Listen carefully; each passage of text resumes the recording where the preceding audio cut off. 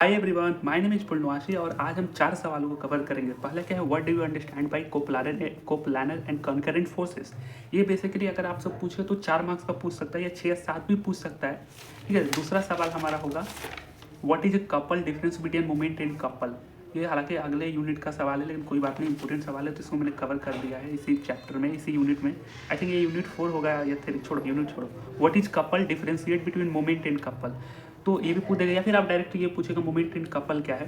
अगला सवाल हमारा होगा फ्री बॉडी डायग्राम क्या है, और उसका अगला सवाल होगा शॉर्ट नोट्स ऑन बोझ नोटेशन। ये दोनों ना हर साल पूछे जाते हैं शॉर्ट नोट्स में, तो एक एक करके हम सबको देखते हैं। ठीक है, बिल्कुल सही। ये चीज़ें आसान है, मैं सिर्फ नोट्स को पढ़ता चला जा रहा हूँ, आप चीज़ें समझ भी रहोगे। तो पहला सवाल था हमारा ये, इसको मैं दोनों को साइड रखूँगा। हाँ, what do you understand by coplanar and concurrent forces? When a line of action of all the forces acting in a same plane, then this force system is called coplanar forces.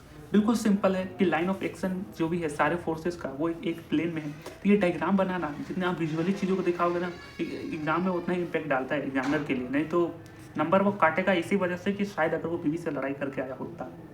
खैर, jokes apart. तो all the action का forces का जो है एक ही plane पर हो रहा है, बिल्कुल से, इसको कोप्लानर फोर्स बोलते हैं। अच्छा, कोप्लानर फोर्सेस ही 2 भागों में होता है, कॉनकरेंट और नॉन कॉनकरेंट बोलते हैं। वो कि अलग नहीं है, सेम ही फोर्स है, लेकिन उसमें फोर्स मतलब सेम ही फोर्सेस है। हाँ, उसमें फोर्सेस का डायरेक्शन अलग अलग है।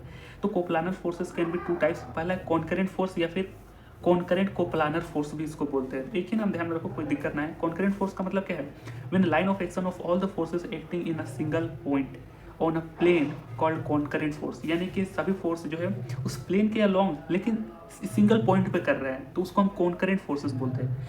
बिल्कुल सिंपल है ये। नॉन कॉनकरेंट फोर्स क्या है कि when the line of action of all the forces acting या फिर लाइज भी बोल सकते हो in a same plane but do not meet at single point called non concurrent forces. ये हो गया, ये कुछ नहीं है, ये बेसिकली मैं बना रहा था, कहीं पे रफ कर दिया था।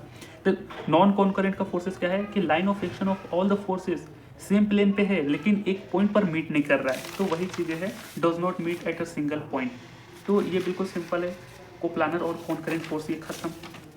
अगला क्या है, कपल क्या है, वो आप वो वाले कपल मत समझना। हाँ, what is the couple, difference between moment in couple. इनके दोनों के बीच में डिफरेंस क्या है, पढ़ते हैं। A couple is a pair of 2 equal and opposite forces acting on a body at a difference point which causes the body rotate.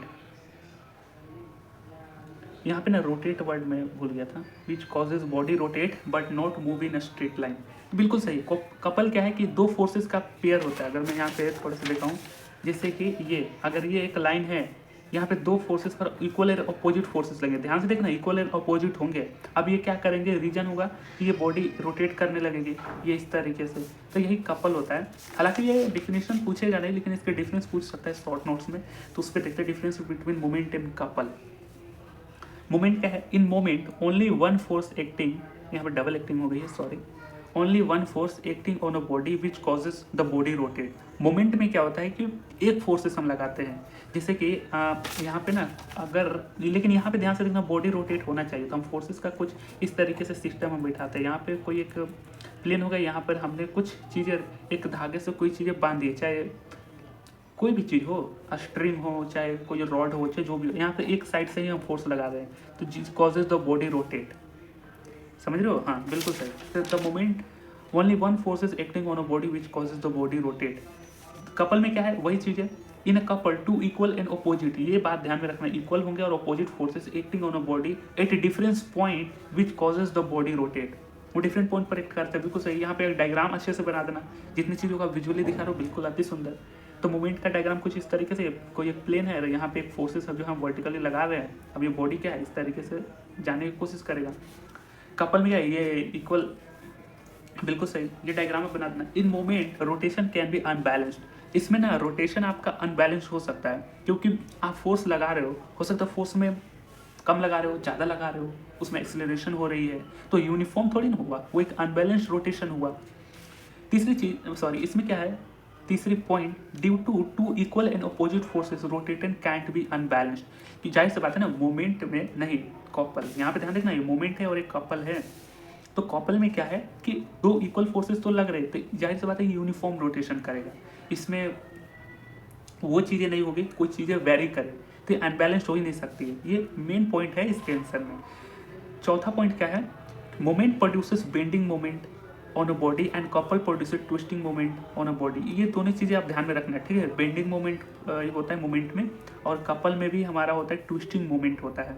तो इस तरीके से ध्यान रखना, एम्प्टी है। तो ये आप 4 पॉइंट जो थे इंपॉर्टेंट पॉइंट थे, आप ध्यान में रखना है, ये डिफरेंस पूछ सकते हैं। अब बढ़ते हैं अगले सवाल पे। अगला सवाल क्या है, फ्री बॉडी डायग्राम। ये बहुत इंपॉर्टेंट है, इसको मिस मत करना भाई। फ्री बॉडी डायग्राम, अरे भाई तुम हट जाओ यार। फ्री बॉडी डायग्राम क्या होता है, अब फ्री बॉडी, ये तो सब चीज़ों से हमने फेमिलियर ही होंगे। अब फ्री बॉडी डायग्राम एफबीडी बोलते हैं, is simplified sketch of a body showing all the forces. ये एक स्केच होता है किसी बॉडी का, जिसपे हम all the forces acting on it isolatedly from its surrounding. ये परिभाषा रटी जाना, मतलब जो सारे फोर्सेस इसके ऊपर एक्ट कर रहे हैं किसी बॉडी पे, वो हम आइसोलेटेडली ऑब्जर्व करते हैं फ्रॉम इट्स सराउंडिंग। कोई अगर ऑब्जर्वर अगर उस बॉडी को देखेगा ना, तो वो आइसोलेटेडली देखेगा, सिर्फ बॉडी को देखेगा और कौन कौन से फोर्सेस है, ठीक है। तो ये ध्यान में रखना है कि showing all the forces acting on it isolatedly from its surrounding. बिल्कुल, using the free body diagram we can analyse and calculate all the forces acting on any object. This is the main purpose of FBD. FBD बनाने का purpose ये था कि इसमें हम सारे forces को एनालाइज कर सकते हैं, कैलकुलेट कर सकते हैं, उसको आइसोलेटेडली देख सकते हैं कि कौन सारे फोर्सेस लग रहे हैं उस पर, सब फोर्सेस को। यहाँ पे आप डायग्राम बना सकते हैं, इससे तो हम बहुत परिचित होंगे। जब जेई के सवाल जब बनाते थे तो ये 3-4 डायग्राम हमें से पता थे। आप डायग्राम ध्यान में रखना, आपको पता ही होगा, आई नो, बिल्कुल सही। यहाँ पे नॉर्मल फोर्स लग रहा है इस बॉडी पे, अगर हम खींच रहे हैं तो यहाँ पे फ्रिक्शन फोर्स हो रहा है, नीचे से mg लग रहा है, ऊपर से नॉर्मल, यहाँ पे भी नॉर्मल लग रहा है। यहाँ से mg खींच रहा है तो इसका हमने कंपोनेंट ले लिया, mg sin theta mg cos theta, और यहाँ पे टेंशन कोई फोर्स लग रहा है। और यहाँ पे ज़्यादा पसंद ना हो तो यहाँ से इसको पुलिस से भी तो जोड़ दो, कोई दिक्कत ना है, बिल्कुल। और ये तो सवाल हमने खूब सॉल्व करे थे। तो इस तरीके से आप अगर 2-3 डायग्राम बना दोगे ना, अब अगर उसके डिफिनीशन के बारे में थोड़ी भी चीज़ पता है तो आप जीत जाओगे, मतलब डायग्राम बनाना काफ़ी। These diagrams typically include many forces such as gravity, normal force, friction, tension, and applied forces. It is represented by arrows indicating their direction and magnitude. तो ये कुछ एक्स्ट्रा पॉइंट्स थे, आप ध्यान में रखना, बिल्कुल सही, सिंपल है। उसके बाद हमारा अगला है बॉज नोटेशन। ये बहुत इंपॉर्टेंट शॉर्ट नोट्स थे दोनों।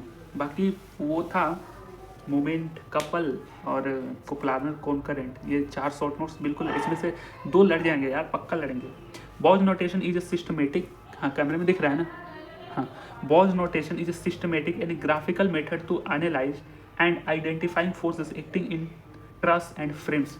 तो हमने मतलब ट्रस के भी सवाल बहुत इंपॉर्टेंट है, ट्रस पे आप सवाल न्यूमेरिकल कर लेना, ठीक है। तो जो भी ट्रस और फ्रेम होते हैं, जो बड़े बड़े स्ट्रक्चर होते नहीं है, आपने ट्रस किसको बोलते हैं यार, जो वो क्या बोलते हैं, ब्रिजेस जो बनाए जाते हैं ना, तो वो ट्रस के मेथड से ही बनाया जाता है, बहुत कैलकुलेटिव होता है। मतलब क्या सोचे, उसको पिलर को इस तरीके से जोड़ दिया है, हालांकि उसको हम बोलते हैं मेंबर बोलते हैं, मेंबर और जॉइंट्स को इस तरीके से जोड़ते हैं, मतलब मज़ेदार है। खैर, तो ये सिस्टमेटिक और ग्राफिकल मेथड है analyse and identifying forces acting in a truss and frames.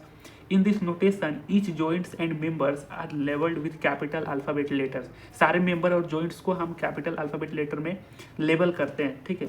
It makes easier to calculate and understand forces distribution in a space diagram. Space diagram इसी को ही बोलते हैं, जो डायग्राम हम बनाते हैं तो बेसिकली 3D से, तो हम 2D में तो चीज़ों को एनालाइज कर रहे हैं यहाँ पे, तो वही चीज़ है space diagram. This notation is commonly used in civil engineering and structure mechanics. इसमें कुछ खास था ही नहीं, बस यहाँ पे ये पॉइंट आप ध्यान में रखना है कि एक सिस्टमेटिक एंड ग्राफिकल मेथड है जो analyse and identifying forces acting on a truss frames. ये दोनों वर्ड आना चाहिए। और इसमें ये ध्यान से देखना कि जो मेंबर होते हैं और जॉइंट्स होते हैं उसको एक दूसरे से जोड़ते हैं और अल्फ़ाबेट लेटर में देखते हैं। तो ये 3 डायग्राम आप ध्यान में रखना, ये बनाना आसान है, ये भी बनाना आसान है। और ये ट्रस का आप कोई भी सवाल तो बनाते हो ना, कोई भी ट्रस यहाँ पे उसका सवाल को बस डायग्राम बनाना, तो ये बॉज नोटेशन वाला चीज़ें हो जाएंगी, बिल्कुल सही है।